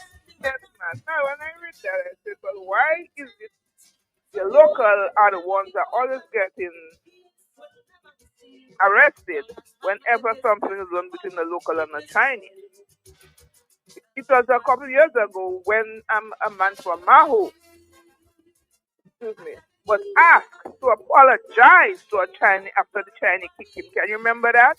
I remember that, but again, when I'm saying Blue, we need to investigate further to find out whether that's actually true. It may be true, but let's find out a little more, can we? Yeah, no. Yes, Mr. Suki had some kind of confrontation after he going to defend himself Yes. for his money, his friend. That's true. The Chinese wanted to fight with him.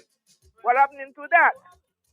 A couple of years ago, year before last, a Chinese man hold up a fella outside, because if you check on the videos, just outside the compound at the back of the grammar school there, the Chinese man hold the guy. They bring him inside the building because the videos was running around with that. Next thing, the man was arrested and he went for a month in jail. What really is going on in Dominica between the Chinese government and the people of Dominica? We want to know, because Chinese cannot come here and want to abuse people. If that happens for true, abuse people, and people have to be the one being arrested. No, that shouldn't happen. That is nonsense in our black country. What I'll try to do, I'll try to find the guy that says from Bellevue, so we can see, what's if that information is correct. We'll try to find him and, of course, try to do an interview, Blue. That would be very important. Yeah. Thank you. Mr. Suki, what's the latest on that case with you and the Chinese? Is the Chinese against the laws? Or the laws for the Chinese? Protecting the Chinese? A very real question, fair question. Is that part of the MOU? I've never heard the Chinese have been arrested. Just like a rat, it pays dividends for a few. But what does it profit the masses? I believe in like me and you. While the leaders train their chest. Hey, Jerry, my boy in New York, the big Republican, Jerry in New York, man. Say Trump is boss.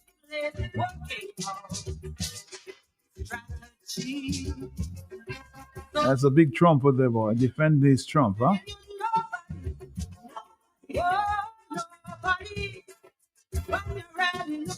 Nobody wins a war. It has been the passage of history with the blood of the weak and the mighty. Great culture family. What shall create and destroy political boundaries as it goes on? Hello, talk to me on the telephone, yeah? Mm-hmm. Matt, how can you support a known race? That boggles my brain. You are a black, a person of color, and you're supporting a known racist. How do you compute that, Matt? Good afternoon. It doesn't matter how many people that wipe out in the the enemy must be vanquished. The battle has to be won, but the conflict will never be over. Because the enemy that is born, they're going to be more dictators, more Hitlers, more Saddam Hussein. And with these lunatics in power, it will just all over. And the song for the afternoon there, The War.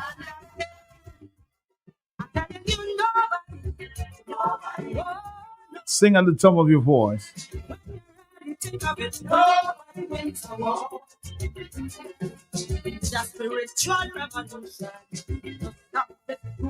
Tiny man going marry God. And the guy going to bring back his stuff for to tell him the good. And he run the guy with a cutlass. But you can't go in a village where the people pull a cutlass and pull a cutlass. And you know what happened to the Chinese? You know what happened to him? All right. They can go to the place and do things, but at certain place they cannot go and do what they want to do. Because you can't go in a village where the people pull a cutlass and run a man with a cutlass. You understand? Press C.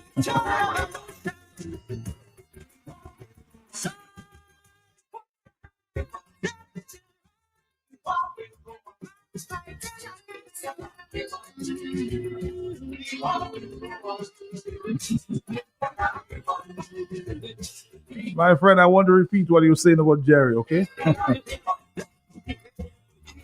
The man has his democratic right to support who he wants. Oh boy. Hello, talk to me on the telephone. Mark, How you doing? Sakafet. Oh, yeah. not bad. Good afternoon. All right. I wasn't calling, but I had to call.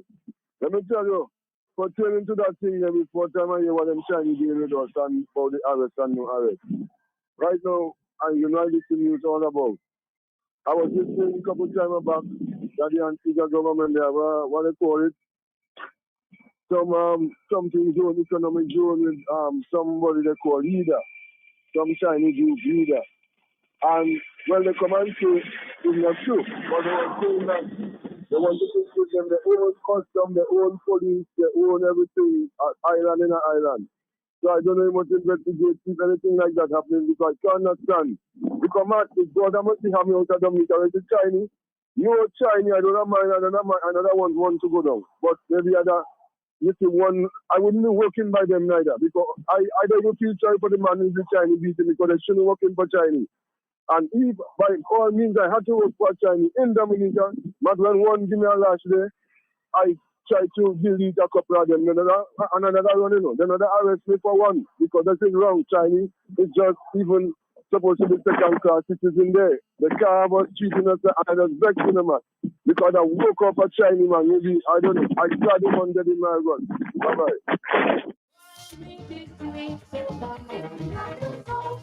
I think I intended to play this one there. It's 2:56 in the afternoon. Monitor the sports wrap tonight. You might be getting some live reports. The flow polls close at about 5 o'clock this afternoon. Let's find out after the big plea from Ralph Gonzalez last night. Or on Tuesday night, you know. Caribbean Sea.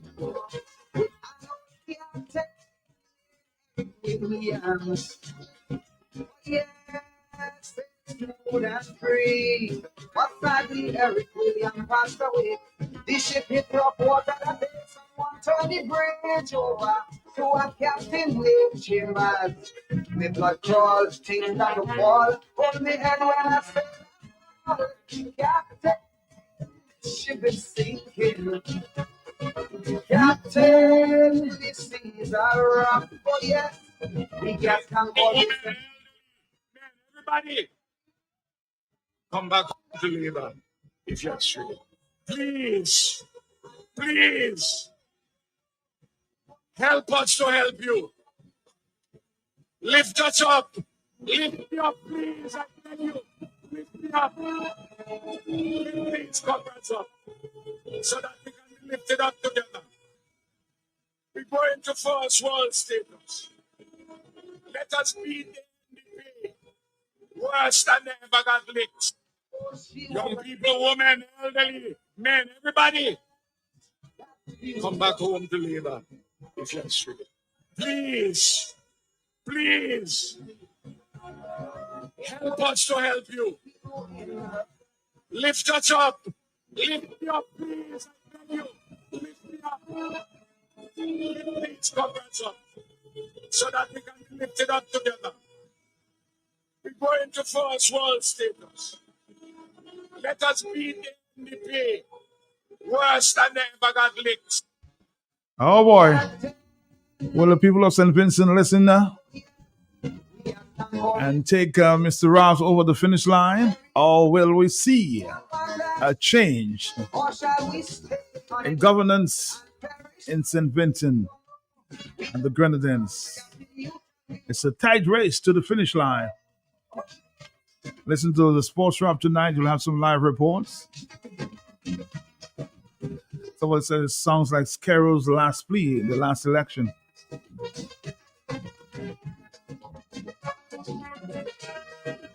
Well, morning to Q95 from 6 o'clock.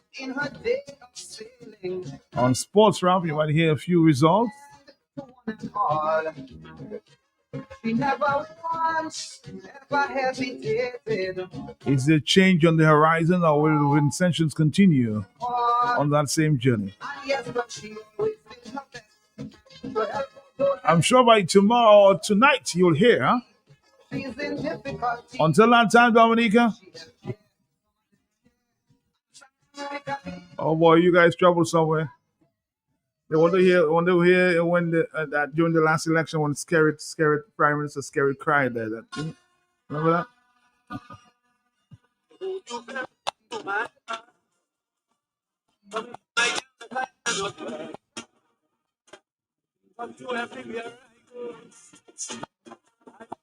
Come back.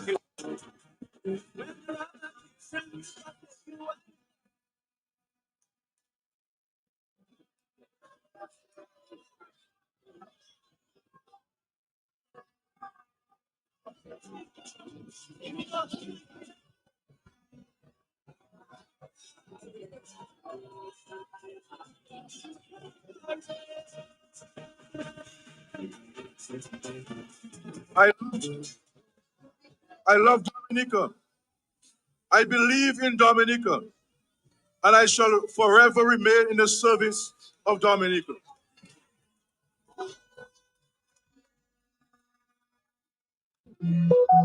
Wherever I go, whatever I do, I shall always be to me.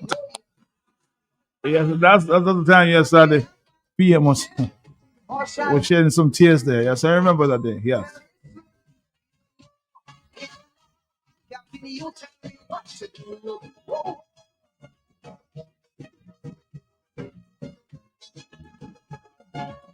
If only there was something I could have done to restore the credibility of this beautiful vessel. Money is no problem. Now there's a lot of fingers pointing, suspicion running strong. Used to be blamed for all her failures. Used to be blamed for doing her wrong.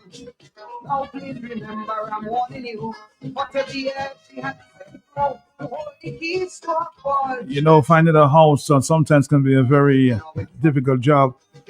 Getting a report, of course, a notice there from Mr. Bernard Morrow in Massac. He has a 3-bedroom house, including a master bedroom, fully furnished, for rent in Subuli, Massac. Contact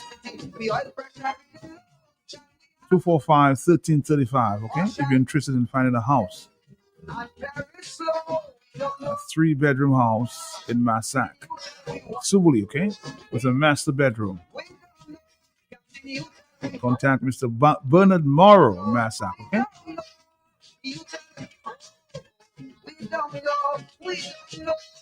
The number is 245-1335.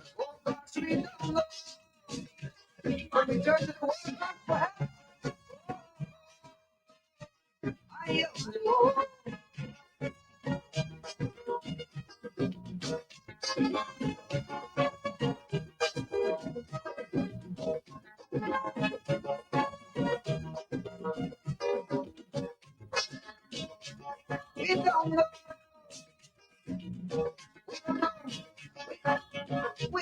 Somebody put an application to the World Bank. We may have to do the repair. We don't know.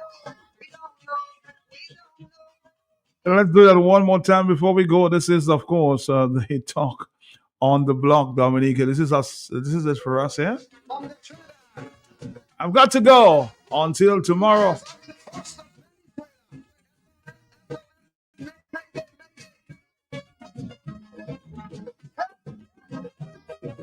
Let's find out what happens in St. Vincent tonight, huh? Is that ship sinking? I've got to go now. A luxury liner sailing the Caribbean Sea. Is that ship sailing from St. Vincent today? Williams. Yes, Only the Vincentians will decide. Sadly, Eric William passed away. The ship hit rough water that day. Someone turned the bridge over to a captain named Chambers. My blood crawl, things that will fall. Hold me head when I say, Captain, ship is sinking. Captain, the seas are rough. Oh yes, we get tank almost empty. No electricity, we oil pressure reading low. Shall we abandon ship or shall we stay on it and perish slow? We don't know, we don't know. Captain, you tell me what to do. Whoa.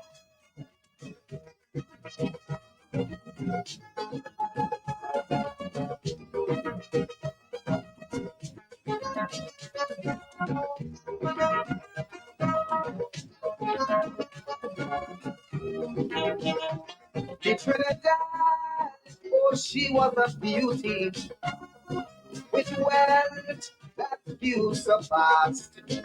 And in her day, she sailed majestically.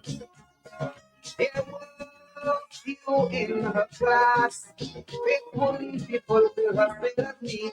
Some were overpowered by greed and fulfilled but slow. Some took by Vulcan bow. Now she looked dull, she's on the lull. She could barely sit on her hull. Captain, ship is sinking. Captain, the seas are rough. Yeah. We got tank almost empty, no electricity. We oil pressure reading low. Shall we abandon ship or shall we stay on it and perish slow? We don't know, we don't know. Captain, you tell me what to do. Whoa.